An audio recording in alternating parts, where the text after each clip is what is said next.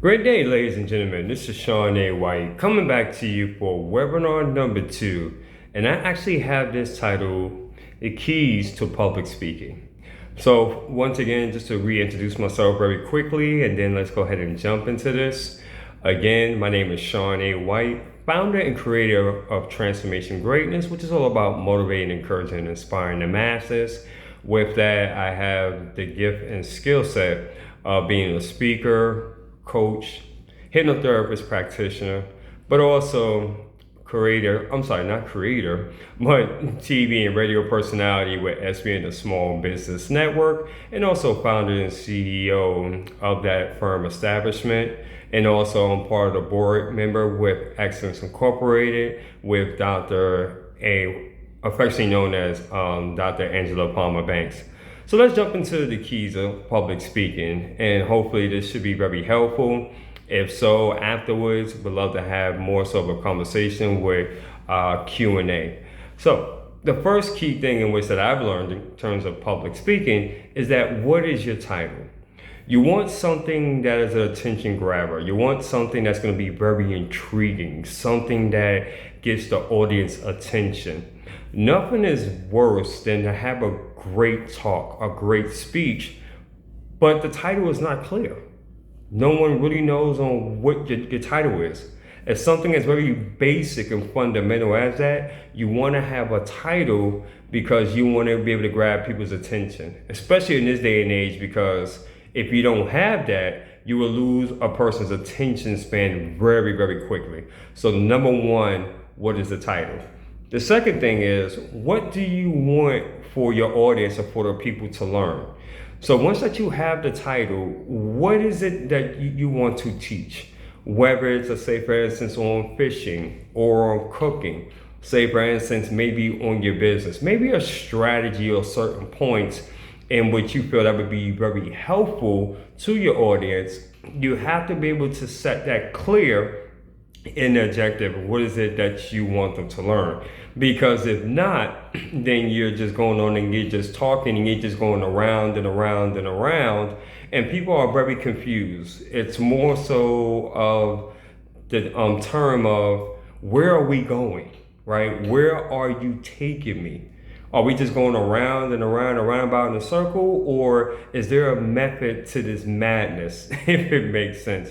So you have to be able to set the stage, and what is it that you want for people to learn? What is it that you want them to get out of it? So that way people can be more engaged on that. So that's the second point.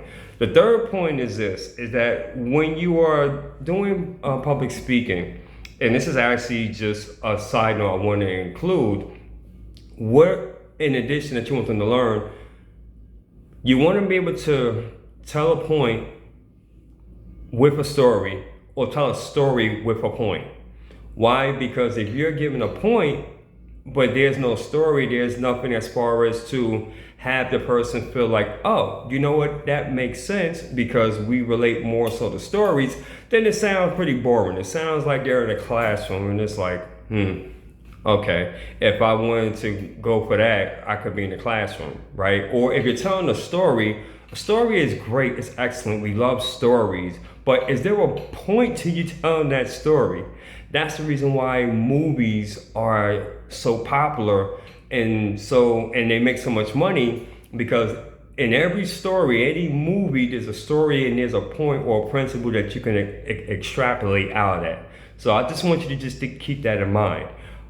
Also too, this is the point in which I wanted to make. What is the mindset shift that you're looking to achieve from your audience? So it may be, as far, let's say for instance with procrastination, if you're making a point to where by using this technique, it can cause for a person to shift instead of procrastinating, doing it right now. Or versus, let's say for instance, if it's out of confidence, self-esteem, and they're afraid of speaking as far as like in the camera, then how about implementing some tips about maybe going 5 or 10 minutes, mapping it out in your mind before you press that go live button or before you press that particular button in order to go.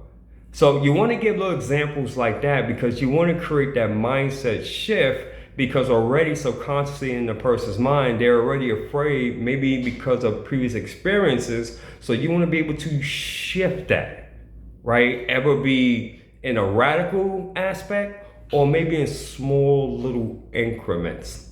That's one of the things in which I've learned, one of the keys of being an effective public speaker. And overall, the last point is, if you're doing something like this or even in person, whatever have you, what is it that you want people to do next? One of the worst things that you can do is create a talk, have a speech, do something like this, be absolutely amazing, and then you just leave people hanging. People want to know what to do next. What should they do? So I want you to keep that in mind. Hope this information helped. We're going to then go ahead and transition over to webinar 3. So stay tuned.